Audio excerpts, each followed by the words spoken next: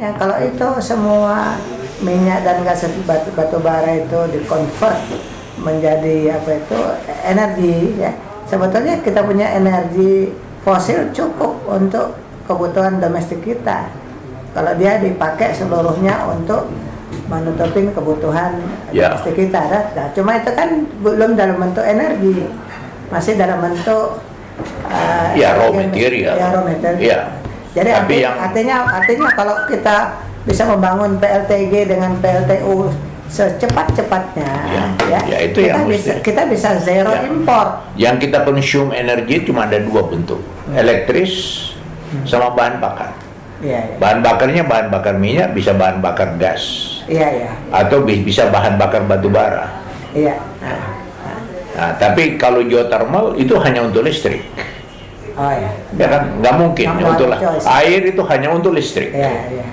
Nah, jadi sumber BBM itu hanya minyak dan gas. Kalau kita sudah konversi ke, jadi kalau kita memang bahan bakar BBM sama BBG, jadi bahan bakar lah. Bahan bakar. Nah, kalau batu bara dia masih jadi energi dulu. Mesti jadi listrik. Baru listrik dulu, baru pakai mobil listrik. Ya itu. Jadi semuanya misalnya sawit ya kita jadikan BBM. Kelapa sawit atau diesel di biodiesel itu adalah BBM. Jadi kita ini cuma punya BBM, BBG, listrik. 3 energi yang kita punyai. Yang sudah langsung bisa dipakai. Apa tadi yang BBM, ya ini bensin, diesel, itu. Kemudian BBG, ya ini ada LNG, ada CNG atau direct gas untuk boiler, itu kan. Habis itu yang ketiga. Yang ketiga ya listrik. Listrik. Yang asalnya bisa dari batu bara. Ya ini yang berasal dari mana-mana, bisa dari batu, bisa juga dari minyak, tapi kan ini dijadikan listrik. Nah ini yang sekarang ini masalah krisis atau darurat energi ini kan masih ada dua pendapat yang bersimpangan gitu ya, bahwa satunya bilang ini baru krisis energi, yang lainnya bilang lagi ini sudah darurat karena ada batasan 4-5 tahun, sesudah itu kita punya kemampuan untuk mengimpor minyak menjadi katakanlah sangat terbatas sehingga akan terjadi stagnasi ekonomi. Akibat stagnasi ekonomi mengakibatkan kerusuhan sosial sehingga mengganggu keamanan nasional dan kesejahteraan bangsa. Nah tapi saya mau komen you punya krisis. Ini kalau saya lihat kontroversi ini kan harus dituntaskan sekarang. Tapi kan begini, kalau you menganggap Indonesia mengimpor, ya kan sebagian besar. Sebagian besar. Kan kita udah bilang tuh krisis. Singapura yang nggak punya apa-apa, they never call themselves itu crisis. Korea, Jepang, Taiwan yang nggak ada punya sumber dalam negeri, mereka tidak pernah mengatakan mereka krisis. Because they are able to handle. Nah, Indonesia menjadi krisis karena apa? Kalau terjadi sesuatu, kita nggak ada apa yang disebut penyanggah. Itulah krisis kita. Nah, kalau kita krisis, apalagi Singapura, apalagi Jepang. Kalau Middle East nggak bisa menghasilkan minyak ke sini, kita paling tidak masih ada 800, dia di sana 0. Jepang 0, nggak bisa impor minyak, tapi dia punya geothermal untuk listrik. Cuma itu doang dia punya. Kemudian dia bisa bertahan 3-4 bulan. Nah itu dia bisa berjalan karena dia punya cadangan. Ada 2 parameter utama nih, sehingga kita bisa mengatakan bahwa ini krisis atau darurat gitu ya. Kita menjadi krisis karena kita tidak punya penyangga. Itu aja bagi saya. Jadi artinya ketergantungan kita kepada impor yang sudah makin lama kita makin banyak yang kita impor dan tidak ada penyangga, makin krisis. Dan bisa mengakibatkan kondisi darurat kan? Kalau krisis itu tidak bisa dihandle, kemudian mengakibatkan stagnasi ekonomi, itu konsekuensinya. Kerusuhan sosial dan bisa mengganggu keamanan nasional. Jadi artinya dengan cepat krisis itu bisa berubah jadi darurat kalau kita mengalami gangguan daripada import import yang tidak tersedia kan? Ya, tidak, dan kita tidak ada penyangga di dalam negeri. Jadi artinya jalan keluarnya untuk keluar dari krisis atau darurat ini, penyangga. Kita harus punya penyangga secepat mungkin kan? Ya, mesti. Jadi kan artinya harus ada penyangga. Itu yang membuat sehingga Jepang atau Singapura bilang kita tidak krisis. Ya, sekarang mereka tidak mengatakan mereka tidak krisis. Ya. Sekalipun mereka mengimpor 100% dari BBM-nya. Iya, ya. 100%. Ya. Kita hanya mengimpor kira-kira 50%, ya kan? Jadi negara yang mengimpor 100% tidak menamakan dirinya krisis. Why? Karena dia punya cadangan. Ya. Nah, Indonesia nggak punya cadangan. Ya. Makanya kita dengan mudah krisis. Bahkan terjadi krisis kalau di sana ada krisis. Ya. Dalam 1-2 hari aja kita udah terasa. Kalau di Jepang mobil masih jalan berbulan-bulan akan datang. Dan kalau itu terjadi 1-2 bulan itu yang menjadi darurat. Darurat bukan darurat lah. Konyol, kolaps. Jadi artinya masalah ini kan masalah serius. Ya. Nah, dan kuncinya salah satu yang harus dibangun secepat-cepatnya adalah petroleum strategic reserve itu, cadangan. Nah, yang kedua adalah bagaimana caranya supaya import minyak kita itu kalau bisa jadi nol. Kan kira-kira gitu. Nah, ini hanya bisa dilakukan kalau kita punya energi pengganti. Itu bisa tersedia kan, Pak Jon? Nah, itu adalah batu bara dan gas. Nah, karena ini bisa tadi Pak Jon sebut mengenai kemungkinan dia negara kolaps loh. Karena tidak tersedianya. Karena kita tidak punya penyangga. Karena tidak punya penyangga. Kita punya supply katanya crude oil kita cuma 3 minggu. Iya. Kalau BBM cuma kurang dari 5 hari. Saya malah pernah dikasih tahu sama orang dari BPH Hilir, bilang sebetulnya itu yang 3 minggu itu teoritis. Yang realnya itu bisa setiap saat, kadang-kadang cuma 1 minggu. Untung-untungan. Sebab yang ada itu yang ada di tangki-tangki di refinery Pertamina. Itu plus minyak-minyak keperluan oil company. Ya, setiap oil company kan ada stok, field stocknya itu mereka hitung. Nah, ini kalau sekarang kita coba anukan ini kan ini titik tolak daripada langkah-langkah kita juga sebagai asosiasi perusahaan minyak untuk bagaimana bisa membantu pemerintah. Ini coba kita lihat dia punya matematik.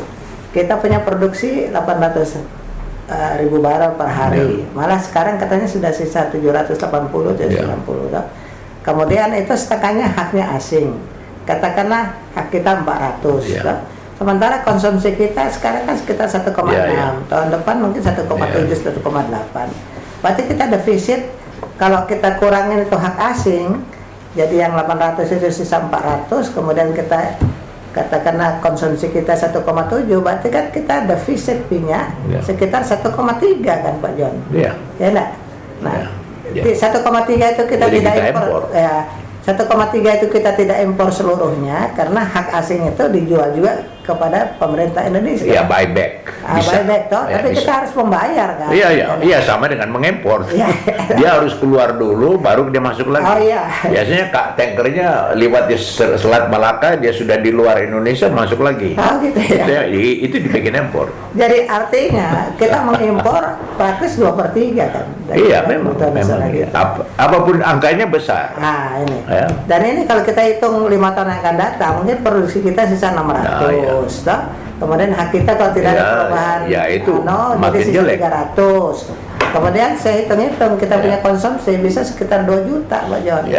Jadi remedi terhadap krisis yang you gambarkan itu satu, kita mesti cadangan, punya penyangga. Penyangga. Strategic inventory. Dan kita mengadakan eksplorasi. Mudah-mudahan dengan eksplorasi kita sukses sehingga yang kita impor makin kecil bukan makin membesar. Jadi itulah answernya dalam jangka pendek ini harus ada inventory, strategic inventory dan juga exploration. Itu jalan keluarnya. Kalau kita ambil Jepang itu mengimpor 6 juta barrel sehari. Dalam negeri dia memang nol. Jadi you can imagine bagaimana negara seperti Jepang begitu dukdak itu. Di ujung tanduk. Korea juga begitu. Iya. Korea 2 juta barrel satu hari. Iya. Impor. Tapi Amerika juga mengimpor. Iya, Itu juga 8 juta barrel. Nah, setengahnya. Tapi dia mengandalkan karena dia impornya dari Meksiko, Ya. dari Kanada. Ya. Ya Udah kan? mulai tidak tergantung. Ya, hampir tidak mungkin ada kekacauan seperti yang kita bayangkan dengan negara-negara Timur Tengah. Iya. Oh iya, iya. Jadi Iya kan? favorable Iya, condition ya. ada. Dia bisa mengandalkan Brazil, yang Amerika tuh mengandalkan Kanada, Meksiko, Venezuela, Brazil. Oh iya. Iya. Lebih dari 5 million dia dapat dari situ.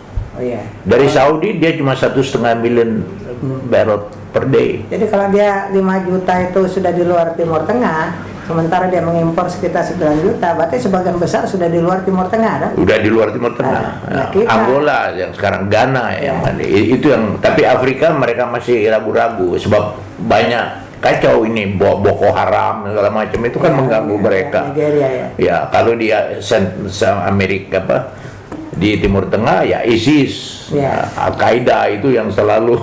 Iya. Nah ini kan artinya kita masih mengimpor minyak dari luar Middle East. Dari Middle East, Ya, daerah yang Middle East. paling kritikal, Ya, perang itu melulu kan. hotspot dunia. itu yang menjadi krisisnya di situ. Iya iya. Nah itu ke krisis. Nah, saya ngitung lagi nih Pak John, ya, bahwa kalau misalnya tidak ada perang yang mengakibatkan shortage kayak dulu perang Irak-Iran, Selat Hormuz, itu 5 tahun akan datang kan ada prediksi bahwa produksi minyak dunia kemungkinan tidak akan melewati 100.000 barel per hari, deh.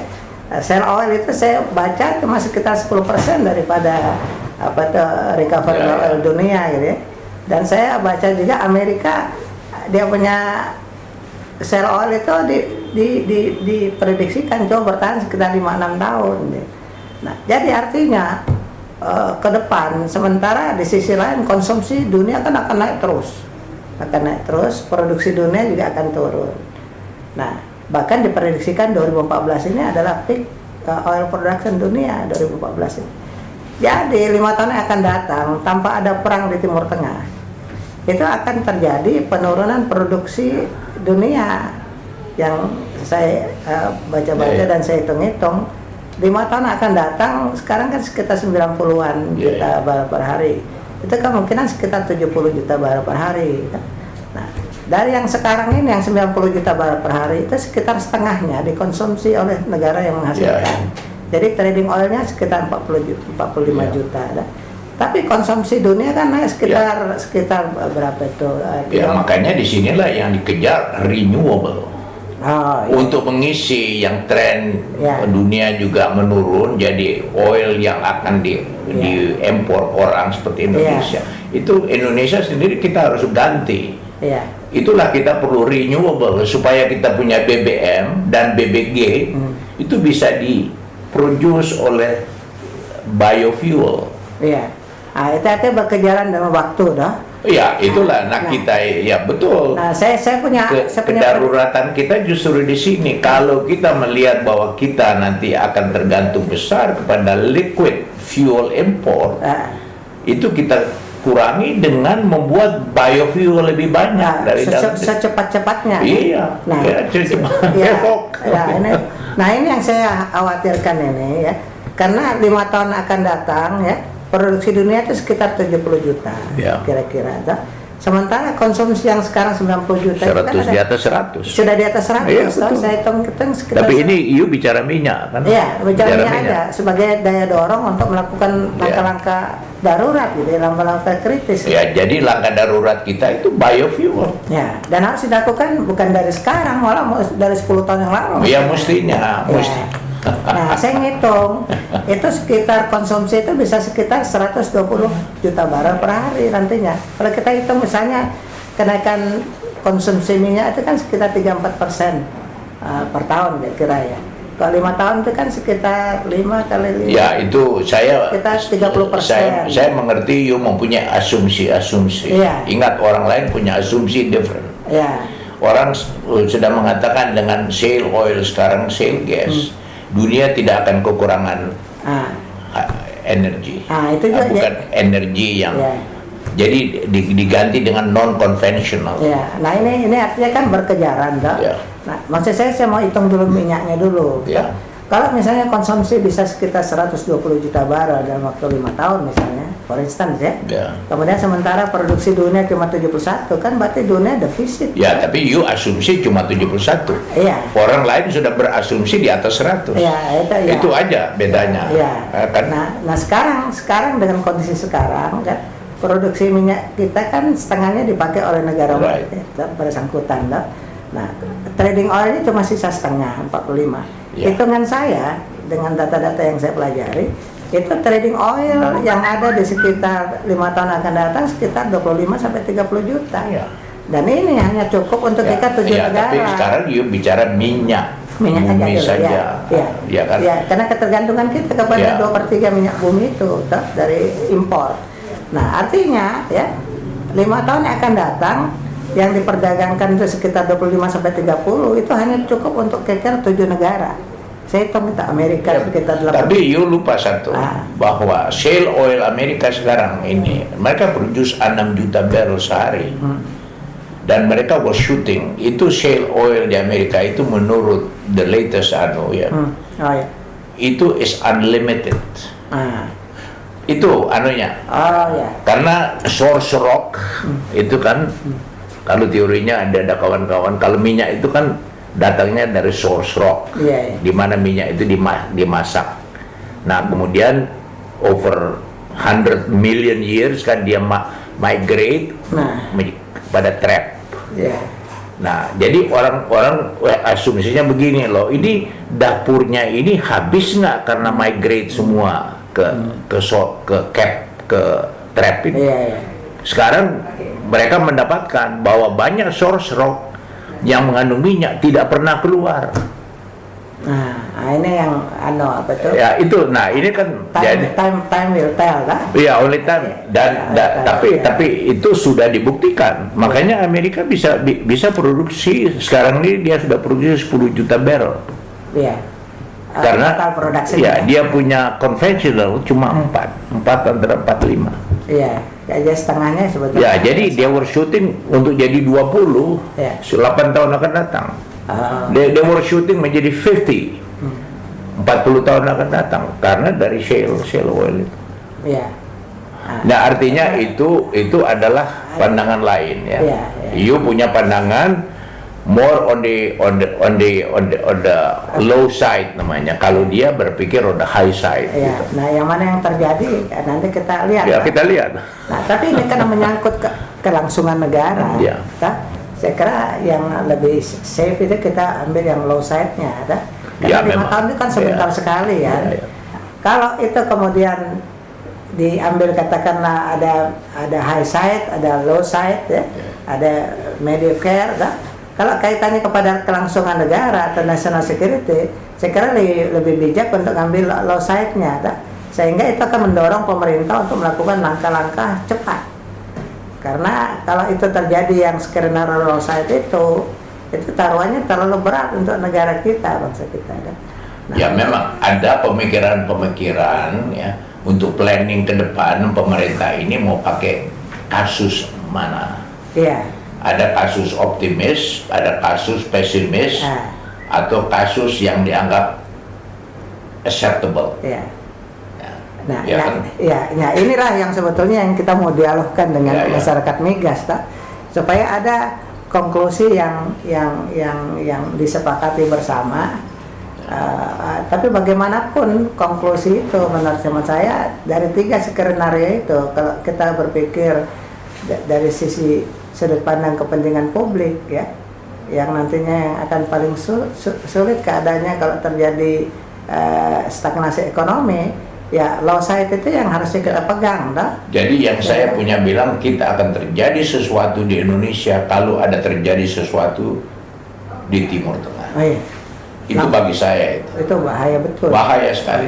Nah, kita tuh harus siap itu. Itu yang kembali lagi kepada yang kita bahas. Kita tidak mempunyai inventory penyangga, itu kata-kata yang dipakai oleh komite penyangga itu. Jadi inventory penyangga. Ya, inventory penyangga itu. Nah, dan saya setuju, memang kita tidak punya. Nah, ini kita kalem-kalem aja gitu. Ini bahaya. Tapi barangkali kita kalem-kalem karena orang-orang yang harus membuat keputusan mempunyai opini bahwa di Middle East akan aman aja, nanti ini perang saudara yang terjadi di negara itu sekarang bisa jadi selesai. Itu kan mungkin begitu. Nah, saya tidak, sadar saya itu ya dalam hal ini karena ketergantungan dari luar negeri ini kan kita kan bilang kita harus berasumsi bahwa negara Timur Tengah itu akan ada masalah terus. Iya, terus. Ya tahun 70-an kan kayak 60-an sampai sekarang Nah, selesai. sekarang harga minyak lagi turun, makanya saya bilang pemerintah belilah sebanyak mungkin. Taruh presiden besar. Taruh. Bagus itu berlin aja. Inilah yang paling tepat untuk beli. Iya, taruh lebih murah kan. Sebanyak mungkin kita jadikan penyangga. Tapi tidak bisa kita lakukan karena kita nggak ada tempat-tempat untuk kita menyimpan. Iya. Nah, itu makanya Ken itu dia bilang mereka menginventori semua tangki-tangki yang ada di atas tanah ini milik Pertamina, milik PSI, mau dilihat apakah itu bisa dipakai untuk menyimpan gitu. Ya bagus, itu bagus. Tapi berapa banyak gitu? Kan berapa? Paling-paling tambah 1 juta barrel lah gitu ya. Ya kira-kira lah. Sementara kebutuhan kita kalau 4 bulan itu kan berarti 120 hari. Iya. Kalikan dengan sekitar konsumsi 1,7 juta. Katakanlah 2 juta. For saver gitu ya. 2 juta kali 120 kan berarti 240 juta. Di samping bukan 1 juta Pak John. Ya, dalam jangka pendek memang kita harus mempunyai inventory penyangga. Harus segera bikin. Kita mau bikin 2 bulan, 3 bulan lebih bagus. Bagaimana caranya? Ya invest di tangki-tangki.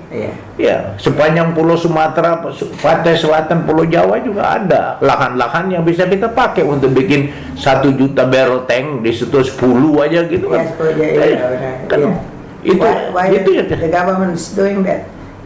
They are not doing that karena mereka bilang Middle East oke aja lah. Nah, sudahlah itu beres, nanti besok juga damai.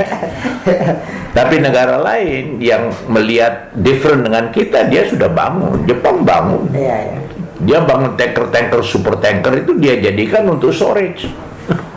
Ini dia floating storage. Ini genial idea ini, artinya kita bisa bikin storage ya yang bisa ditaruh jadi floating storage, bisa juga kita bikin tank farm di pesisir Jawa Sumatera. Nah, tapi in the same time kita juga cari exploration terus supaya kita supply dalam negeri kita juga bertambah sehingga ketergantungan bisa dikurangi gitu. Tapi penyangga itu mesti. Oke, clear. Satu soal penyangga. Nah, sekarang yang kedua itu adalah soal meningkatkan produksi. Nah, untuk meningkatkan produksi ini kan kita punya beberapa prospek gitu ya. Nah, menurut Pak Jan gimana nih Pak Jan? Katanya ada sekian 10.000 katanya sumur tua ex Belanda dulu.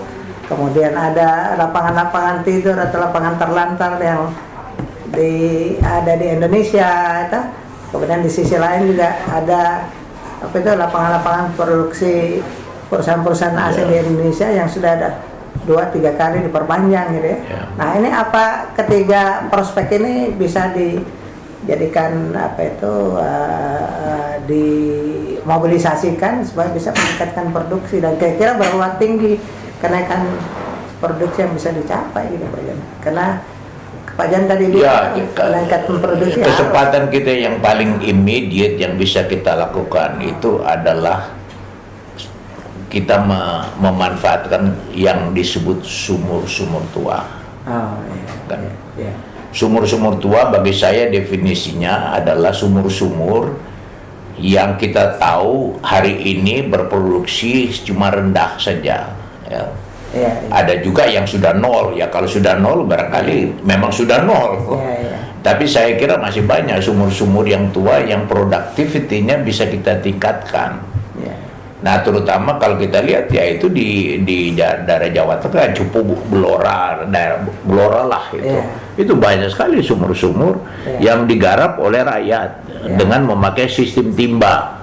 Oh, Itu kalau kita bilang tuh baler itu teknologi timba itu seperti nimba sumur lah, masukkan apa namanya itu timba ya, kayak tiang listrik ya, kalau ini pipa jadinya. Pipa, jadi kalau masuk nanti dia ngisi, diangkat, buang lagi, bawa masuk. Nah, itu yang dipakai. Ya, dan itu saya dengar di Jawa Tengah katanya ada satu daerah yang seluruh produksinya itu diproduksikan dengan cara timba itu dan bisa menghasilkan 2-3 ribu barel per hari. Ada yang lebih, secara kolektif ya memang lebih lagi dari. Tetapi ya inilah sekarang kita bilang, kita ini ada teknologi yang bisa menaikkan lagi lebih banyak dengan tidak memerlukan biaya yang lebih besar. Timba ini mahal.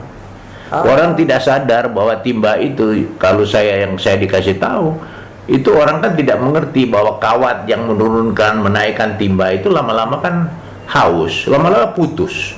Begitu dia putus, timbanya di bawah, ya sudah, it's gone. Nggak bisa diapa. Nah, saya bilang kenapa kita nggak bisa pakai submersible pump yang sederhana, pumping unit yang sederhana. Kita bisa bikin made in Indonesia. Aduh, setuju. Ya, nah inilah yang ideal. Dan saya juga menyaksikan bagaimana polusi di situ, di daerah-daerah tempat itu kan kita juga kasihan sama orang-orang. Saya lihat orang-orang kerja situ jadi hitam-hitam. Saya tanya, kamu hitam karena matahari sama minyak hitam katanya kan. There is a better way itu. Ada cara yang lebih bagus untuk mencari. Nah, disinilah Aspermigas masuk. Di sinilah kita sebagai perusahaan nanti kita bekerja sama. Kita ada modal, apapun juga kita bisa beli pumping unit. Ya kan, kalau mereka cuma 75 juta rupiah dia beli yang timba itu pakai truk tua yang sudah butut, itu cuma kayak winch-nya itu dipakai, tapi mereka banyak pakai bensin. Jadi kadang-kadang saya tanya, kamu pakai bensin untuk mutar ini, mana lebih banyak pakai bensin untuk mutar winch itu dibandingkan dengan minyak yang kamu keluarin? Yang dihasilkan. Nggak cocok. Nggak cocok. Jadi saya bilang ini bensin. Bensin kan dia beli dari SPBU. Nah, minyak yang dia keluarkan 95% water. Nah, bagaimana 95% ini harus di-separate lagi. Harus ada chemical barangkali untuk separationnya. Ada yang pakai panas untuk Nah, ini mereka tidak pakai hitungan-hitungan begini. Nah, ini bagus itu Pak Jon. Jadi artinya Aspermigas bisa berperanan untuk merangkul KUD ini supaya mereka memproduksikan itu lebih besar lagi, tapi juga memperhatikan masalah safety, masalah lingkungan. Itu. Nah, ini juga ada data juga. Dan harga jual ke Pertamina dinaikkan. Ini sekarang kan Pertamina cuma 70% dari harga pasar. Saya pernah menuntut supaya Pertamina artinya Pertamina bisa kepada rakyat lah. Ya memang Pertamina masih ada tugas untuk membersihkan minyak itu. Mereka harus melakukan dehydration di instalasi mereka. Tapi mereka petani-petani atau yang produsen minyak ini yang rakyat biasa itu, ya mereka kecil dapatnya gitu. Tapi kalau saya juga menyaksikan ada KUD, mobil-mobilnya itu bangsa Pajero semua. Tapi waktu saya ke lapangan lihat orang-orang, yang kasihan juga, nggak diberikan baju kerja, pakai selop gitu. Nah, ini kan something nggak bener ini. Nggak manusiawi. Nah, ini sekarang dari sisi tingkat produksi ada juga lapangan di Sumatera yang saya lihat produksi minyak yang dilakukan dengan cara-cara katakanlah yang modern gitu ya, dengan pakai teknologi dan sebagainya. itu hanya sekitar 20% daripada produksi total. Jadi yang 80% itu diproduksikan oleh rakyat dengan teknologi yang sama dan dicepu. Jadi artinya minyak rakyat ini yang diperkirakan sekitar 10.000 sumur, itu bisa juga kalau seandainya KUD dengan tata cara yang sudah di-improve sedikit ya mengenai safety dan sebagainya, itu bisa-bisa kalau kita berhasil memobilisasikan mereka, bisa meningkatkan produksi dari sumur-sumur konvensional selama ini bisa sampai 5-10 kali lipat ya. Sehingga kalau seandainya itu ada 10.000 lah sumur-sumur yang berpotensi untuk dikembangkan ya, mungkin setengahnya gitu ya, itu bisa saya kira menghasilkan 100.000 barel saya kira mungkin saja lah. Mungkin lebih secara nasional bisa. Kalau Pak Jan kira-kira berapa Pak Jan? Apa 200? Ada orang yang pernah mengatakan berdasarkan perhitungan dia dari sumur-sumur Sokol tua itu kan bisa ditingkatkan produksinya. Ada yang dari 0 menjadi 5 barrel, ada yang 2 barrel menjadi 4 barrel gitu, double lah gitu. Itu dia hitung gitu bisa sampai 100.000 barrel sehari. Itu jadi ya. Makanya 100.000 doh. Kalau optimisasi mungkin bisa 200.000. Nah sekarang kan produksi kita sudah di bawah 800.000. Itu aja kan berarti bisa naik menjadi 900 sampai 1 juta. Nah kemudian yang kedua, prospek yang kedua yang mungkin juga bisa digarap oleh Aspermigas ya, sebagai asosiasi yang melingkupi semua usaha-usaha nasional, baik BUMN Pertamina, swasta nasional, KUD maupun BUMD. Mungkin kaitannya kepada ini loh Pak Jan, kaitannya kepada lapangan-lapangan yang terlantar itu.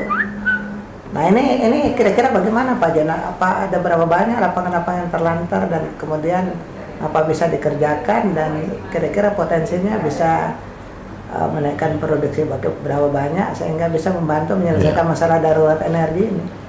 Jawabannya itu kita tidak punya data, tapi apa yang kita ketahui, misalnya Pertamina kan yang paling mempunyai lapangan-lapangan di Indonesia. Nah, banyak tempat-tempat bagian-bagian dari wilayah kerja Pertamina itu yang belum digarap juga, belum diketahui apa ada. Itu lapangan-lapangan yang dulu waktu ex Belanda atau lapangan-lapangan yang atau yang memang belum sempat digarap aja. Kita sekarang sudah bicara dalam kerangka Aspermigas atau perusahaan nasional. Ini bisa bikin apa dalam konteks hari ini? Nah, saya mengajak ya kita karena limitasi dari kapital kita juga, jadi kita belum sanggup mengebor wildcat offshore yang harganya 200 juta dolar gitu. Satu sumur. Waduh, 2 triliun nih. Nah ya, jadi yang kita bisa lakukan itu adalah bekerja sama dengan KUD BUMD yang tersebar di Indonesia.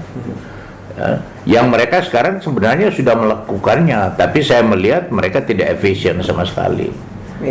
Dan lebih banyak untuk bukan keuntungan masyarakat itu ya, sorry to say that, tapi kan saya ke KUD di salah satu di Bojonegoro lihat pengurus KUD-nya naik Pajero semua.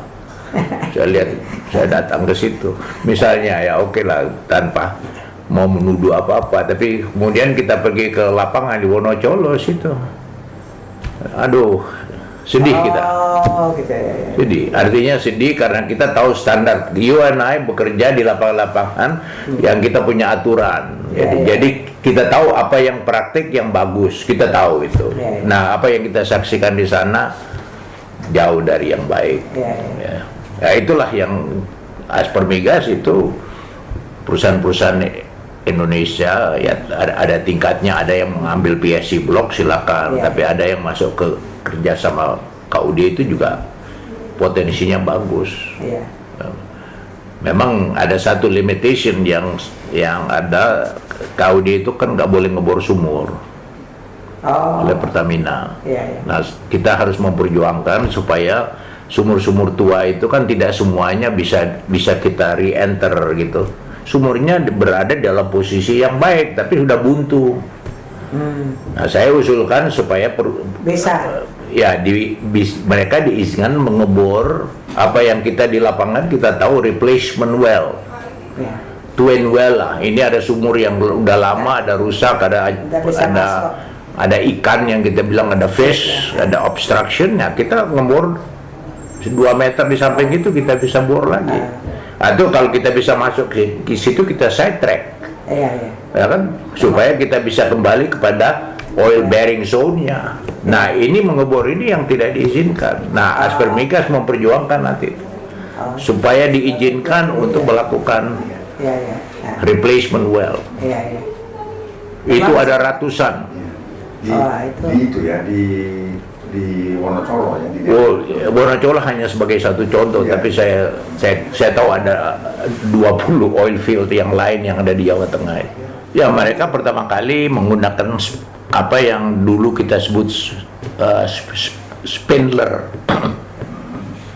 Itu spindler itu paling banyak dipakai kalau ngebor ambil sampel di mining, misalnya batu bara, tapi dipakai itu. Nah, tapi mereka pakai RPM-nya itu cuma 50 RPM. Jadi satu sumur 400 meter itu mereka ngebor 2 bulan. Kalau saya ngebor itu dengan rig konvensi, yang bukan konvensional, saya bilang itu selesai seminggu. Itu kita punya beberapa data Pak John yang kita lihat sepintas gitu ya, bahwa banyak lapangan-lapangan yang ex Belanda pada saat sudah selama sekian puluh tahun produksinya cuma 100-200 barel, tapi kemudian direeksplorasi kembali, diterapkan seismik 3D misalnya, ya, itu kemudian berhasil menaikkan produksi yang mencengangkan gitu ya. Misalnya contohnya di Suban Burung, itu tadinya kan mau produksi 100-200 barel minyak, sekarang bisa produksi sampai 700-800 juta kubik feet gas per hari gitu. Itu lapangan yang ditemukan tahun 1900 gitu, sama dengan lapangan Bobat Kukui juga gitu. Kemudian juga ExxonMobil lah, ya, dia eksplorasi sudah sekian puluh tahun ya, produksi cuma di bawah 1000 barel, tapi kemudian diprediksikan bisa 160.000 barel per hari gitu. Nah, ini menunjukkan bahwa lapangan-lapangan ex Belanda yang banyak dikuasai oleh Pertamina, di samping lapangan-lapangan tidur, juga kalau dia direeksplorasi kembali secara ketat, itu bisa menghasilkan mungkin bisa mencengangkan gitu. Ya, Nah, ini kira-kira menurut Pak John gimana nih Pak John, supaya ini kira-kira bisa menaikkan produksi 100, 200 atau 300 ribu barel per hari, atau bagaimana nih supaya kita ada optimisme bahwa produksi kita yang sekarang udah di bawah 800, siapa tahu bisa dengan 3 prospek ini ya, sumur tua, lapangan tidur, dengan pengalihan lapangan-lapangan yang kontraknya akan berakhir dari asing ini, bisa menaikkan produksi 1,1 atau 1,2 juta barel per hari. Apakah itu mungkin Pak Jan?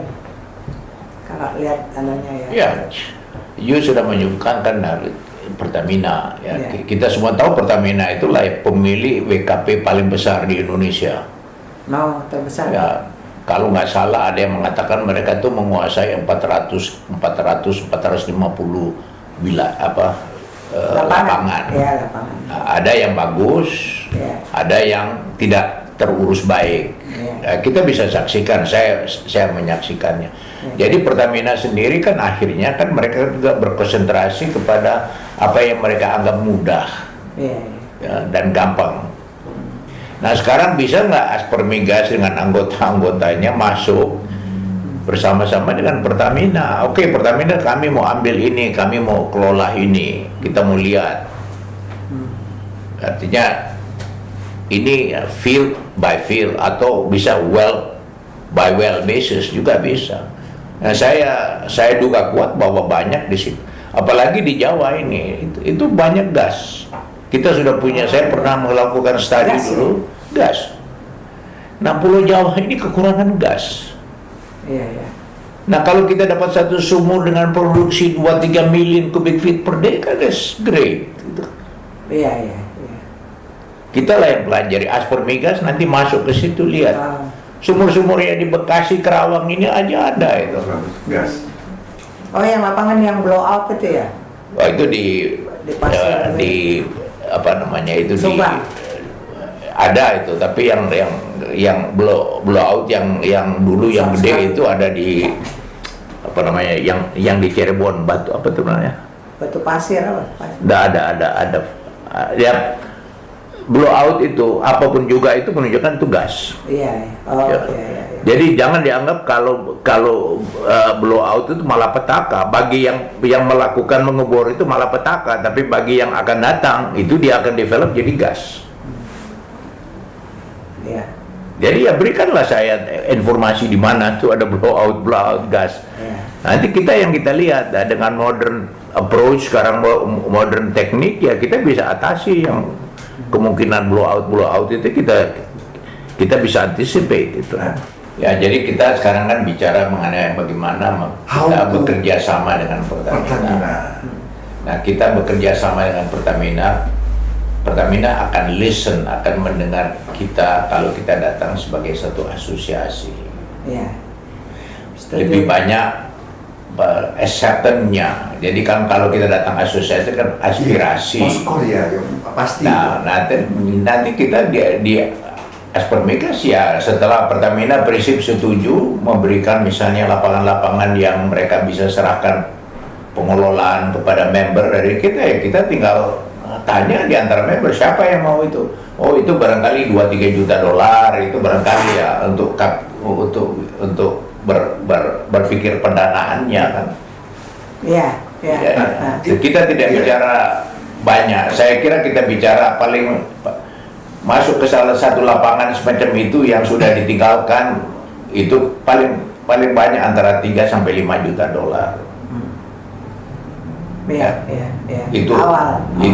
Itu awal untuk kita masuk. Nah, disinilah kita akan minta juga pemerintah berapa kita bisa andalkan pada pemerintah. This is not a high risk anymore gitu kan. Ini sudah proven, sudah ada. Iya. Tapi kan kita memerlukan modal kerja untuk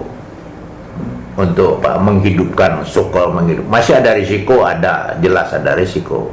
Tapi kalau tidak ada yang melakukannya, ya kita tidak pernah akan mendapat manfaat dari itu kan. Pemerintah kan sekarang membagi-bagi traktor gratis untuk petani kan.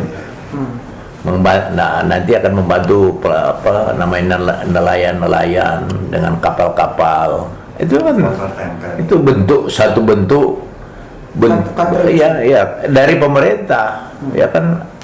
Nah, kita ini ya artinya kita bisa ke bank. Kalau you sudah sukses dengan satu bank nanti akan ready to continue itu. Tapi yang to break the ice yang pertama kali ini, penerobosan pertama kali itu yang kita minta bantuan dari pemerintah. Iya.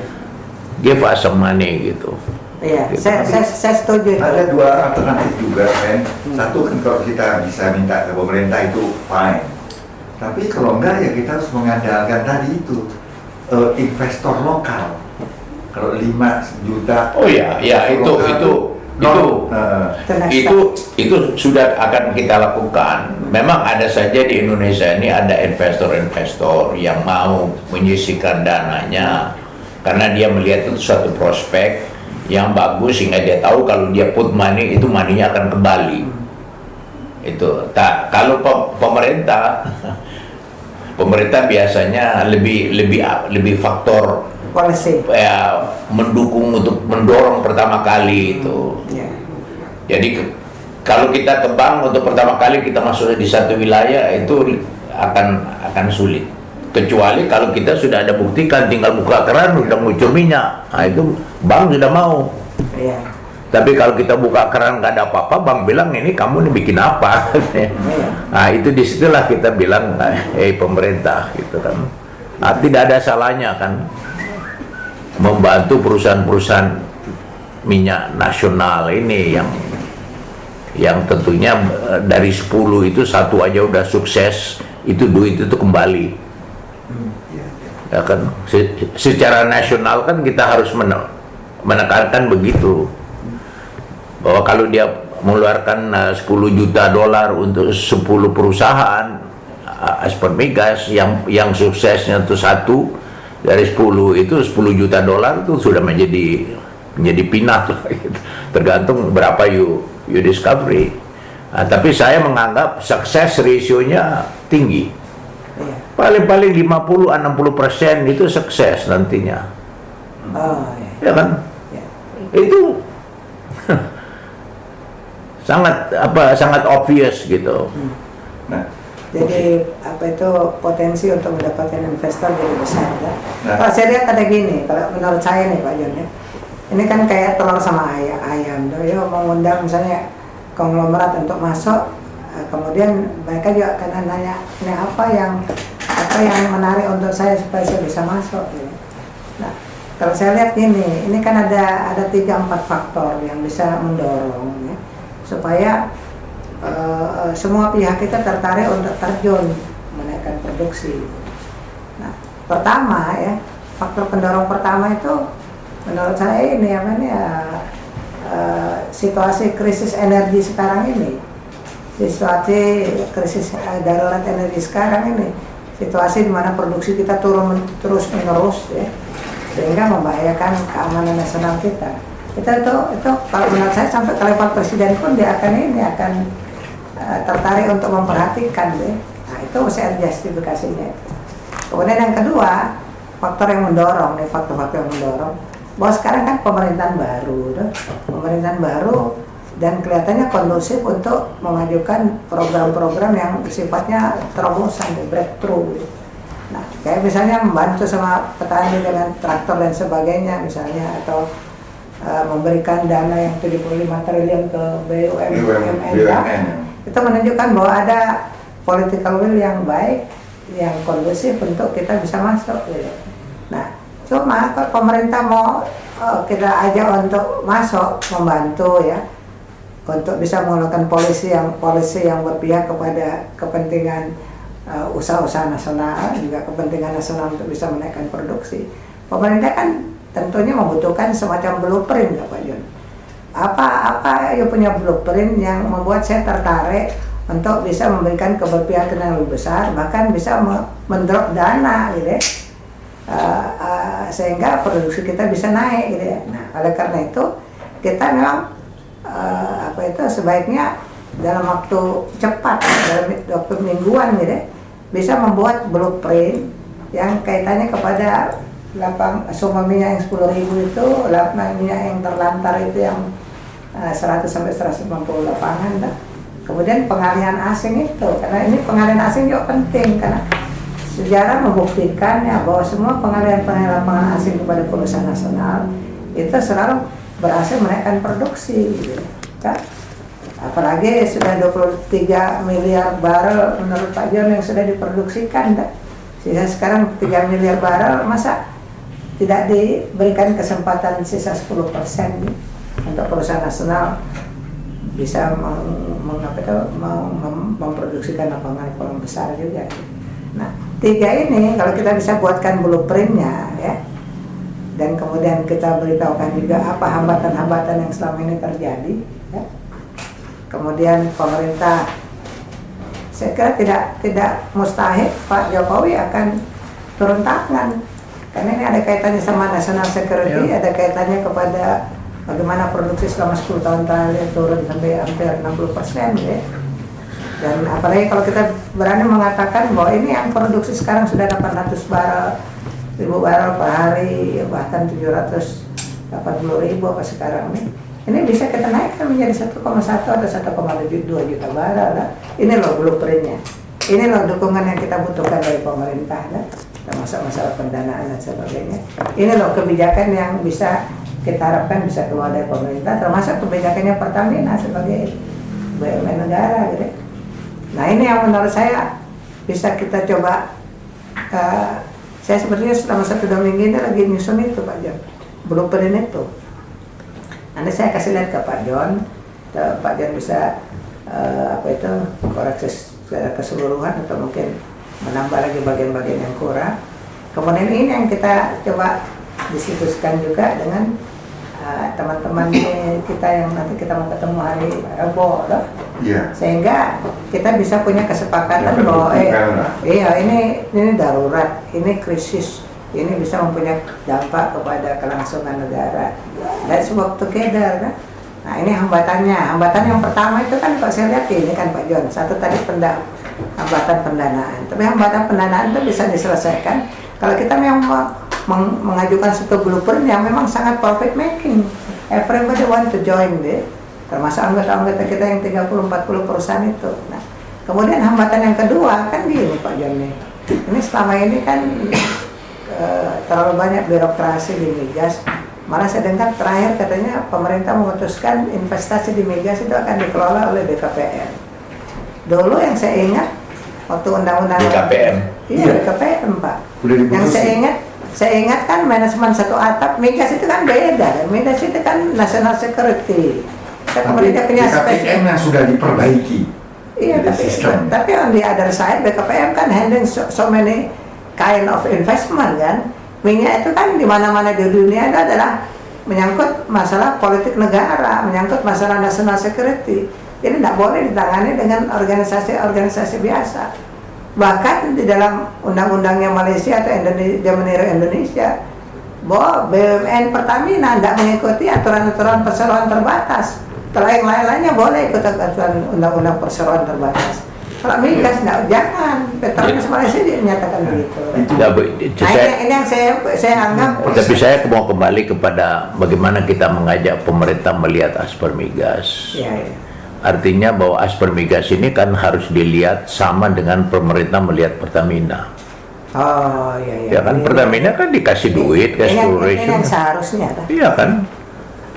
Jadi harusnya dilihat dalam anu yang sama gitu. Apple to apple. Ya Pertamina kalau dia minta duit exploration dia dikasih. Nah, apa salahnya kasih yang non Pertamina tapi bertindak sebagai Pertamina? Kalau duit ini kan duit yang akan dikasih Asper Migas ini sama dengan akan dilakukan kalau duit yang sama dikasih Pertamina. Paham ya kan ya? Kalau gue paham, jadi Pak John punya konsep demikian. Jadi perlakukan Asper Migas ini sebagai Pertamina, cuma bukan negara, tapi tetap endingnya juga kontribusi kepada kenaikan produksi. Nah itu juga harus kita pegang itu. Kita harus pegang. Jadi ada langkah berani. Kita harus mendudukkan kayak begitu ya, Bu. Kita mendudukkan posisi kita kayak begitu. Nah, tapi saya punya pendapat yang agak berbeda mengenai DAC. Saya kan beda ya, karena Asper Migas saya masih catat bagaimana ada produksi perusahaan-perusahaan nasional. Perusahaan-perusahaan TAC nasional kalau digabung ya pernah pada satu waktu produksinya lebih besar daripada produksi Pertamina. Tidak usah jauh-jauh, Petco sendiri satu company dia pernah sempat produksi sampai, saya tidak salah, sampai 70, 80, atau 90 one day, habis itu turun. Waktu itu dia sudah produksi, sudah melampaui Pertamina. Itu di situ dikasih lihat dari tahun 94 sampai ke Undang-Undang Migas yang nomor 22 2001 keluar. Itu produksi minyak perusahaan minyak nasional. Nasional. Minyak nasional. Apapun bentuknya ya. Ya kan tadi Pak Jan menyampaikan bahwa ini Pertamina diberikan perlakuan khusus oleh pemerintah karena dia katakanlah perusahaan nasional ya. Kenapa tidak dilakukan perlakuan yang sama kepada perusahaan nasional yang lain? Itu. Tapi tetap dalam kaitan kepada kontribusi kepada national security kita gitu loh.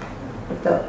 Nah, apalagi kita ketahui selama kita mulai itu production sharing kontraktor tahun 70-an kan sampai sekarang itu kan jumlah pengalihan teknologi yang terjadi antara Pertamina dengan non Pertamina tapi nasional itu terjadi pengalihan teknologi kan ada kita ini produknya artinya orang Indonesia yang ada di perusahaan asing gitu lah. Nah ini yang menjadi cikal bakal daripada perusahaan-perusahaan nasional kan? Jadi artinya kalau dari kuota teknologi atau kuota pengalaman dan kuota kemampuan justru perusahaan-perusahaan yang di luar Pertamina ini atau profesional Indonesia yang sempat belajar sama orang-orang asing selama sekian puluh tahun ini yang mestinya diperlakukan sama sehingga kedepannya bisa kita mendapatkan dampak kenaikan produksi. Kedepannya kita harus melihat bahwa kalau pemerintah memberikan kepercayaan kepada kita, ya kita harus prove ourselves Ya, bahwa itu message-nya bahwa saya kita tadi. bisa dipercaya. Jangan kayak yang lalu gitu loh. Ya, ada bad story, Ada di bad bangsa. story. Tapi ada yang success story. Semuanya. Ya, ada success story, ada bad story. Iya. Nah, sekarang kita lupakan aja dulu itu, kita semua melihat Asper Migas ini kan ke depan. Dan ada alasan saya satu lagi, Pak Johan. Ada alasan saya satu lagi. Lihat kita sejarahnya negara-negara di Eropa, di Amerika, termasuk di Indonesia. Pada saat kita mengalami krisis ekonomi beberapa kali di dunia, termasuk di Indonesia, siapa yang menyelamatkan ekonomi negara itu? Bukan perusahaan-perusahaan besar, tapi perusahaan-perusahaan kecil menengah. Gitu. Jadi kepentingan mengembangkan perusahaan-perusahaan yang kecil menengah itu adalah kepentingan nasional. Tidak bisa kita serahkan nasib kita hanya kepada Pertamina. Kalau terjadi apa-apa dengan Pertamina, kita anjlok semua. Jadi kepentingan untuk membina perusahaan-perusahaan nasional di luar Pertamina itu adalah kepentingan nasional kita, bukan hanya kepentingan daripada perusahaan-perusahaan nasional itu sendiri. Ya, makanya sekarang kita tunjukkan kepada pemerintah bahwa kita itu tidak beda dengan Pertamina. Ya, Itu saja. Ya. Itu aja Itu yang bahwa harus kita perjuangkan. ya, itu yang harus kita perjuangkan. Nah, Jadi kalau- pemerintah juga kan menerima usulan dari Pertamina, kami minta budget sekian untuk bikin apa, itu kan dia approve oleh masuk ke dalam anggaran belanja negara. Ya. Nah, kita juga kan bisa, pemerintah juga bisa mengatakan oke, sekian triliun kita akan siapkan ini untuk perusahaan-perusahaan migas nasional. Itu aja kan. Nah, nanti kita tinggal bagi-bagi nanti ya. Kita kerjasama dengan nanti mereka ada audit dari pemerintah, juga akan ada audit. Lalu kita juga kalau bisa kan masuknya di yang low risk. Iya. Sehingga pemerintah sumur-sumur tua, lapangan-lapangan low tua risk, ya. itu. Atau yang Pertamina juga nggak ada waktu ngurusin, barangkali kita bisa. Ya, Tujuan kan bilang baiknya kita tuh mengadakan dialog sama anggota-anggota, di mana sebetulnya Pak Effendi ini udah punya rencana memang. Jadi sejalan. Kita mau kumpul beberapa orang aja, yang kita anggap dekat, yang kita anggap bisa sejalan. Kita mau ungkapkan keinginan kita tadi ini, supaya kita dapat dukungan at least sama teman-teman yang dekat sama kita. Pasti ada yang nggak semuanya sama pendapat. Katakanlah ring satu gitu loh Pak Jam. Iya. Jadi ring satu mungkin 5-10 orang. Nah, lalu Jadi kita mencoba itu. Ya, saya mau bikin momen itu adalah momen Asper Migas bangkit. Iya. Itu maksudnya. Iya. Sebab you and I know kalau di Republik ini kelihatannya kalau tidak bawa nama asosiasi, kita kadang-kadang nggak didengarin gitu. Ya. Tapi begitu asosiasi ngomong, media pick up semua itu, dia ambil semua berita itu. Ya. Nah, itu sekarang kita maju sekarang sebagai satu asosiasi. Ya. Gitu. Nah, kemudian ini kalau mau dilaksanakan kan hambatan juga kaitannya kepada otonomi daerah lah. Kemudian kaitannya manajemen satu atap tidak ada, malah mau dipindahin kemana itu ke BKPM, nah, itu justru yang dihindari oleh Pak Karno dulu sama Ibnu Stowo kan, supaya ini ditangani secara khusus ya. Kemudian ada itu lex spesialis. Nah, kemarin Pak Mas Heru ini aktif sekali nih, saya terima kasih betul sama beliau. Bisa masuk kemana-mana, bicara sama Dr. Triana. Pak Triana. Dr. Triana kan sempat jadi wakil kepala BKKA kan? Ya, right. Dia bilang, apa dia bilang? Dia yang bilang, Pak, semua ini kita kacau balau di dunia migas sekarang gara-gara lex spesialis dicabut. Nah, itu. Dia bilang. Jadi artinya ya, ada keperluan ini ditangani dengan pendekatan task force. Ya. Kemudian yang kedua, dan task force ini harus orang-orang yang selalu Jokowi ngomong, orangnya kerja, bukan cuma nice on paper gitu. Nah, kemudian yang kedua ini juga saya lihat nih bagaimana ini supaya lex spesialis dan otonomi daerah itu tidak menghambat. Kemudian ada kalau zaman dulu kan semua undang-undang begitu keluar undang-undang Pertamina semuanya kan dikalahkan karena dia lex spesialis gitu. Nah ini kalau mau jalan pintas, ini ide aja Pak, apakah kita ngomongkan nanti hari Prabowo ya. Itu yang paling cepat sebetulnya pemerintah mengeluarkan Perpu ya supaya tidak berdebat panjang-panjang di DPR dah untuk kembali kepada Undang-Undang 871. Nah, karena di situ ada unsur manajemen satu atap, SKK Migas kembali ke Pertamina, kemudian BUMN Pertamina mempunyai wewenang lex spesialis dan sebagainya, kemudian Dewan Komisarisnya mungkin karena ini Menteri Dalam Negeri kan kaitannya otonomi daerah, dimasukin aja dia jadi Dewan Komisaris Pertamina sebagai anggota kan. Nah, sehingga semua masalah-masalah manajemen satu atap itu terselesaikan. Nah, kenapa Perpu kembali ke 871 itu penting dan itu jalan yang paling singkat karena kita bekerja sama waktu. Karena pengalaman Pak Jon, waktu Bung Heru ini ngurus di Mahkamah Konstitusi untuk nyabut pasal ini, pasal ini, itu sudah 11 tahun. Realisasi pencabutannya tidak ada oleh DPR. Jadi kan Jadi artinya kalau kita mau bilang, kan sering ada yang kasih tahu saya gini, Ben, itu yang penting itu sudah betulnya bukan Undang-Undang 871, Ben. Yang penting itu substansinya. Saya bilang benar yo. Kalau yo ngomong tentang teknis ya, artinya ini harus begini ini. Tapi di dalam politik nggak begitu. Kalau dalam politik lebih gampang, Presiden mengeluarkan Perpu, mencabut Undang-Undang 22 2001 dan menetapkan bahwa Undang-Undang 871 berlaku kembali. Itu lebih gampang. Langsung begitu dia putuskan bisa langsung operasional. Nanti urusan DPR nanya sini nanya sana itu urusan nanti. Tapi undang-undang itu kemudian bisa langsung diterapkan dengan manajemen satu atap itu dengan spesialis. Saya dengar nih. Nah, apakah ini merupakan suatu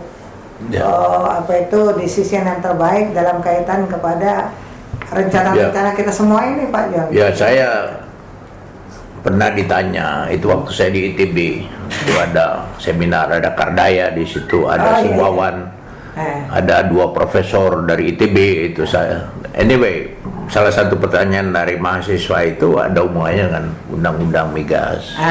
Gimana? Jadi semua tanya lah, semua menjawab. Waktu datang pada saya, ditanya sama, saya bilang kira-kira gini, I don't care about the undang-undang migas. Apa yang saya care, undang-undang itu nanti menghasilkan production sharing contract atau kontrak apa. Sebagai investor, saya cuma baca kontrak, saya tidak baca undang-undang. Saya cuma baca itulah yang menjadi landasan dokumen hukum saya untuk berjalan.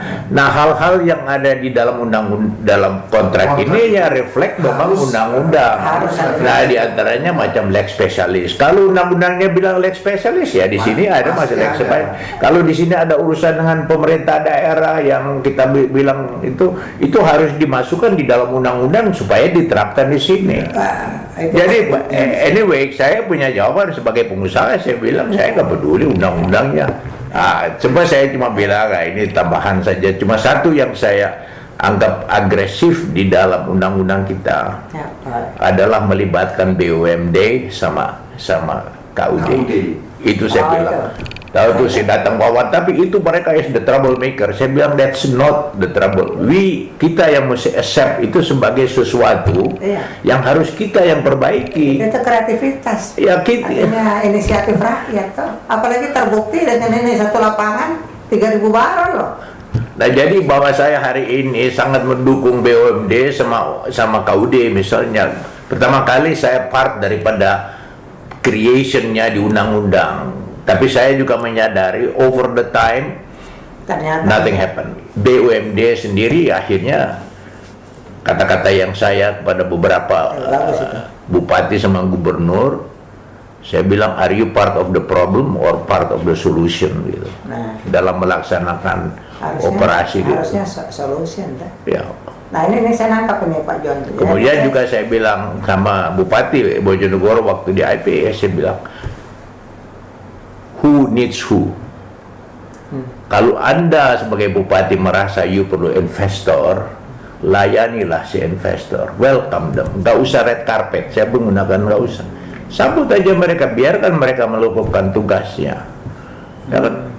Tapi banyak bupati-bupati ini mengatakan, gubernur juga mengatakan, investor memerlukan saya. Nonsense. Tapi bagi Indonesia, bagian dari Indonesia yang menghalang-halangi di spendnya money itu yang dirugikan. So who needs who? Ya, ini mindset. Who needs who? Jadi, artinya apa itu pola pikir. Kalau entrepreneurial state yang saya suka tulis-tulis, kita we need investor kan. Jadi, We need investor.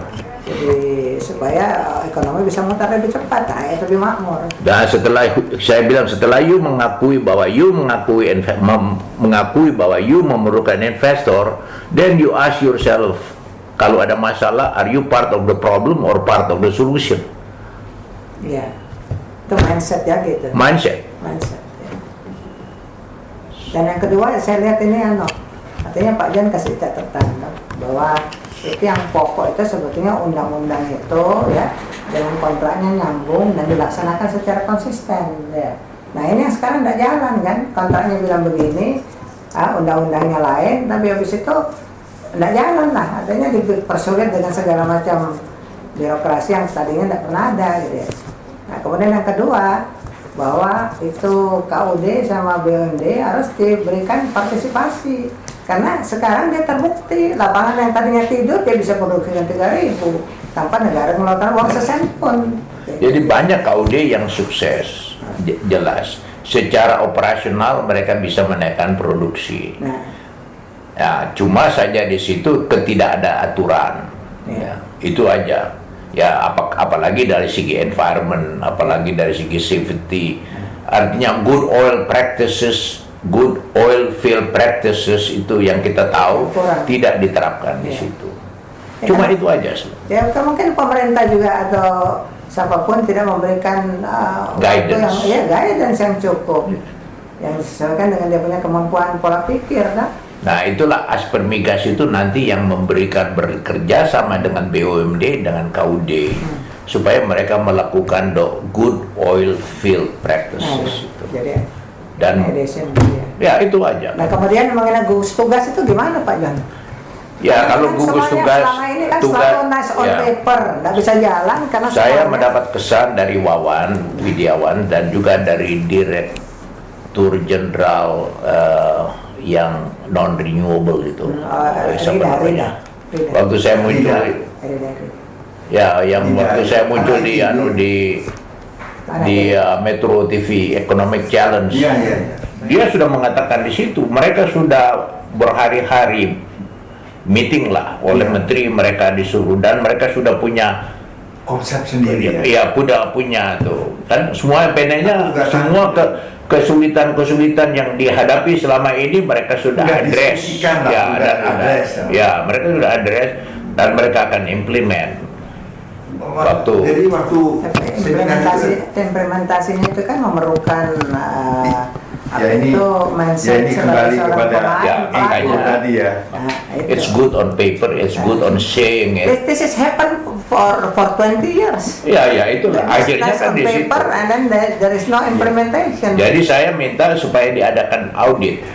Jadi peraturan-peraturan yang dibikin oleh pemerintah itu nanti diaudit bahwa itu betul-betul dilaksanakan di lapangan. Jadi harus ada suatu tim audit. Nah katanya dulu itu kalau pemerintah Soeharto yang audit itu adalah BPK yang audit untuk meyakinkan bahwa semua undang-undang atau apalagi Kepres itu dilaksanakan. BPK. Makanya BPK. Nah apakah yang semacam itu mungkin artinya bahwa pemerintah itu ya di samping mereka membuat aturan-aturan main gitu kan adalah juga harus ada sistem di mana mereka bisa tahu apakah itu terlaksana di lapangan. Kalau tidak, why? Jadi gini Pak John, dulu itu waktu zamannya Soekarno sama Ibnoso kemudian dilanjutkan oleh Pak Harto. Masalah yang kita bicarakan sekarang ini nice on paper itu kan yang menjadi pembahasan utama, sehingga kemudian diambil kesimpulan, oke, kita bikin semuanya itu cuma dalam satu atap. Cuma Pertamina yang mengendalikan semuanya sebagai wakil. Nah, rakyat kasih negara kasih pemerintah kasih Pertamina, titik. Kemudian manajemen satu atap, dia punya undang-undang powerful. Why don't we just go back to that itu roll out the game, tapi dengan catatan-catatan yang tadi Pak Jan bilang, gitu loh. Nah kalau kembali kepada gugus tugas itu, kita kan udah lihat Faisal Basri sendiri belum ada saya lihat yang spektakuler keluar dari dia, ya kan? Nah bagaimana caranya Pak Jan bikin supaya spektakuler? Akhirnya saya hanya mengatakan solusinya ya, pertama kali kontraknya, ya saya kan sering menggunakan kata-kata kalau kontrak itu kan adalah bersifat jadi jelas, clarity, consistency, sama certainty. Ya itu bahasa motherhood lah itu. Tapi mempunyai mana yang kita semua bisa punya. Apa tadi Pak Jan? Clarity, consistency, sama certainty. Ya, itu aja. Itu ada unsur yang harus di dalam PSC-nya, ya dalam kontraknya. Bahwa itu harus ada. Jadi jangan ada yang bisa berubah yang dia bilang. Ya kita tidak membahas mengenai soal apa namanya tadi leg spesialis. Itu memang leg spesialis itu sudah banyak ditinggalkan oleh banyak negara juga karena ada sovereign, itu ada hak negara untuk berubah, ya kan? Nah, tapi yang sudah terjadi kalau ada perubahan pajak misalnya, splitnya tetap 85-15. Jadi dibuatlah formula sedemikian rupa sehingga yang diterima oleh CPSC tetap 85-15. Sebab apapun juga basic dokumen yang akan dipegang oleh investor itu kontrak. Itu yang paling ini ya. Itulah tapi kan kontrak ini produk dari satu undang-undang. Dan bagaimana membuat satu kontrak yang acceptable, ya, dan yang acceptable itu dicerminkan di dalam undang-undangnya. Dan itu sudah terbukti waktu zamannya Pak Harto dulu, karena ada konsistensi, ada clarity antara undang-undang dengan kontrak, investor berduyun-duyun, produksi naik 5 kali lipat. Why don't we just go back to the system yang sudah proven gitu ya, bahwa nanti ada itu kaitan KUD dan sebagainya, bisa kita in addition to. Nah, kalau kita jalan dengan sekarang yang sudah terbukti turun produksi 60%, ya itu namanya tidak belajar dari sejarah kan. Sekarang itu kali yang mana pokok-pokoknya yang saya masakan ya. Kalau kita kembali ke gugus tugas tadi Pak Jon ya, itu kalau menurut saya tetap harus diperjuangkan. Kenapa? Walaupun dia bilang dia tetap harus berjuangkan. Walaupun dengan cara apapun. Saya setuju, dan kita selama ini kan percaya kan SKK Migas itulah nggak jalan juga. Nah sekarang untuk membuat itu jalan, gugus tugas itu yang bagaimana sekarang? Nah, saya punya pikiran begini Pak Jon. Ini pikiran ya, ini ide aja. Ternyata masih bisa diperdebatkan lah. Pertama ya, itu kita harus membuat supaya polisi negara itu dalam kaitan kepada migas kita betul-betul polisi yang sifatnya seperti Undang-Undang 871. Jadi satu atap leg spesialis, karena kalau tidak bisa jalan. Terbukti 20 tahun terakhir nih gitu. Jadi itu harus balik. Nah dengan demikian Pertamina menjadi powerful ya, untuk bisa mengambil kebijakan-kebijakan yang langsung straightforward dan kemudian bisa dilaksanakan, implemented gitu, bisa dilaksanakan, workable. Nah, nanti gugus tugas ini kan tidak bisa jauh merintah kemana-mana, kan ini kan lembaga ad hoc kan. Nah ini dikaitkan sama Pertamina yang sudah mempunyai hak leg spesialis dan hak manajemen satu atap itu, sehingga nanti secara teknis dikatakan di Dirut Pertamina, karena dia penguasa tunggal. Jadi nanti dia mendelegasikan pengurusan kenaikan produksi kepada gugus tugas ini, di mana gugus tugas ini tidak bisa merintah ke bawah kan, dia tidak bisa merintah kemana-mana kan, dia kan cuma tim kerja tapi dia bisa bertindak atas nama Dirut Pertamina karena dia dapat wewenang itu dari Pertamina untuk menaikkan produksi ya, kayak gitu. Tapi itu baru bisa dilakukan kalau Pertamina bertindak sepenuhnya atas nama negara, bukan yang lain. Sekarang saya mau cari tahu yang dia bilang kan BKPM yang diberikan. Ya, itu apakah perizinannya? Iya. Jadi BKPM ini memang dianggap sukses, apalagi dealing dengan local government. Mereka lebih tahu caranya, atau mereka sudah mempunyai sistem, ya, mempunyai cara-cara yang sudah terproven berdealing dengan local government dalam kerangka demokrasi, reformasi ini, otonomi kan. Nah, SKK Migas tidak. SKK Migas tidak dianggap. SKK Migas itu malah sering ribut sama pemerintah daerah.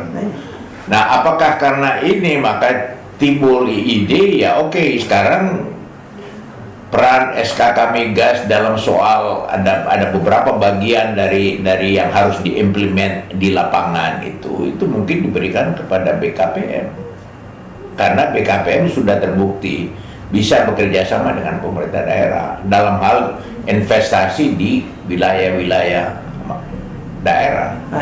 Mungkin juga itu saya cuma menduga. Oh iya, itu juga ya bisa dikonsider. Tapi masalahnya kan migas itu kan bukan cuma sekedar masalah investasi kan. BKPM kan cuma masalah investasi. Ya. Tapi izin. Tapi bagaimana investasi itu adalah mungkin sepertiga daripada upaya untuk menghasilkan produksi kalau sebagai investor baru ya. Yang 2/3 how you implement ya rule of the game on site gitu ya, di lapangan. Ini kan sudah bukan wewenangnya BKPM gitu. Artinya operasional. Artinya itu sebenarnya menjurus kepada urusan migas ini, hulu ya, kita bicara hulu itu akan dibikin lebih sentralisasi. Ya kan? Nah, dalam konteks kita sekarang otonomi itu memang ada konsep desentralisasi. Nah, desentralisasi dalam ukuran pemerintah kan misalnya saja ya yang lain-lain. Pembangunan daerah itu urusan pemerintah daerah gitu kan. Urusan ruangan tata ruang urusan pemerintah daerah. Ngambil PBB pajak itu urusan daerah. Yang tidak boleh hanya pertahanan, politik luar negeri dan energi. Why energy? Bayangkan aja kalau energi itu tidak masuk 2/3-nya ke Indonesia, negara ini langsung kolaps. Ya, artinya keamanan nasional. Artinya kita bicara di dalam konteks kan task force atau apa namanya itu gugus tugas itu ya. Kita hubungkan itu dengan energi ini masih perlu sentralisasi. Harus ditekankan masih perlu sentralisasi. Sehingga nanti jelas di mana pemerintah daerah boleh ikut campur, di mana tidak boleh ikut campur. Iya. Ya kan? Iya. Dan itu menurut saya secara brilian, saya puji juga itu Pak Harto. Dibaca betul dengan jeli oleh Pak Harto sehingga dia ngambil langkah-langkah strategis ini harus ditangani dengan cara-cara militer ya. Kalau enggak dia tenggelam seperti yang terjadi sekarang 20 tahun. Tapi kalau kita bisa meyakinkan semua stakeholder bahwa energi masih perlu dikontrol, diawasi secara sentral, dan gugus tugas itu memang perlu. Itulah produk menjabarkan konsep sentralisasi untuk urusan energi. Bahwa kita mesti bikin blueprint kita sedemikian bagusnya sehingga semua aspek di situ ada. Aspek bagaimana kacamata berpikirnya pemerintah sebaiknya gitu ya dalam menghadapi kasus ini, dari kacamata pebisnis bagaimana, dari kacamata lembaga-lembaga keuangan bagaimana, dari kacamata rakyat bagaimana, dari kacamata DPR gimana. Blueprint kita itu harus bisa diterima oleh sebuah pihak sehingga itu dianggap sebagai satu solusi tuntas gitu ya. Tapi blueprint itu kan harus lewat orang-orang yang di-accept. Kalau lewat kita nggak di-accept. Itu sudah pada level implementation kan. Nantinya kalau konsep memang diterima oleh pemerintah termasuk pemerintah daerah, bahwa mereka punya campur tangan dalam soal pengembangan energi khususnya oil and gas misalnya, memang itu porsi pusat bukan porsi daerah yang lebih happy. Ya itu kalau mereka terima. Nah itu kita tahu bahwa banyak yang menentang. Cuma nanti dipilah-pilah ya ini yang porsi misalnya soal ganti rugi aja yang menjadi itu gimana itu, ya kan? Soal ganti rugi itu ke pemerintah daerah harus terlibat di dalam hal dia harus membuat peraturan daerah yang disetujui oleh DPRD bahwa proses ganti rugi tanah lahan yang dipakai oleh oil and gas ini begini caranya gitu, aturnya begitu. Iya. Jadi walaupun kita semangatnya itu bahwa masalah energi karena kaitannya kepada national security itu dijadikan centralized kembali, ya, tetap ada penjelasan yang sedemikian rupa sehingga semua pemangku kepentingan ya, apa itu stakeholders itu diuntungkan gitu. Cuma ada yang ada mungkin agak kelihatan seolah-olah dirugikan jangka pendek, tapi dia diuntungkan jangka panjang gitu. Dengan pengembangan perusahaan-perusahaan lokal misalnya, nah, itu kan dia jangka panjang kan. Yang menghalangi itu adalah perbedaan antara oil company maunya di offshore, pemerintah daerahnya mau di onshore. Nah kaitannya ada kepentingan. Kali ini kan kepentingan purely business. Kali ini ada kepentingan. Nah ini ada yang jual tanah, ada jual transaksi. Itu ada lapangan kerja untuk rakyat di situ nanti gitu. Dia bisa mengimplementasi. Ya itu kan? Gitu. Ada itu politically itu betul yang dia katakan tank farm itu. Jadi saya tanya sama yang terakhir yang dia bilang bagaimana ini supaya bisa goal untuk dilobikan kepada semua pemangku kepentingan ya. Menurut saya ya, ini kita rumuskan dulu, kita punya blueprint, kita bicarakan nanti sama lingkaran satu, habis itu kita test case dengan beberapa pihak, DPR Pemda dan sebagainya, kemudian mereka setuju. Ini baru kita bawa ke presiden langsung. Nah, bagaimana cara membawa kepada presidennya? Itu lain kasus lagi gitu ya. Tapi kalau presiden bisa membaca bahwa ini win-win betul, ini menyelesaikan semuanya, ya udah keluarkan apa itu pencabutan nomor 22 misalnya.